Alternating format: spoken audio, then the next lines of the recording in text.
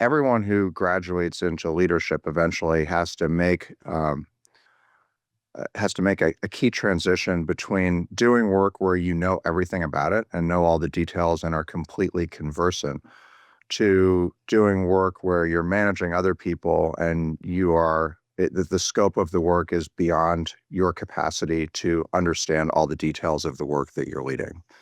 So I had a progressive series of roles doing, kind of process reengineering, testing management for systems implementation before finally graduating into, running bigger projects and programs for myself. And it was kind of those transitional jobs where I had to personally make the transition from, being very detail oriented, very analytically, knowing everything about the work that I was doing, to leading and managing other people. At the time, I was like the young guy too. So I was leading people who were, some cases, 10, 20 years older than I was, who had, much more experience. So there's both a level of abstraction transition and then kind of a confidence transition in terms of, one's own perceived credibility to manage people who know a lot more than you do and kind of become comfortable with that.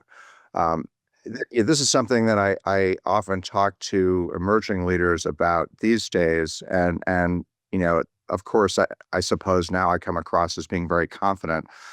I'm often reminding myself, and in coaching people, reminding them, like, when this happened to me, I was so terrified.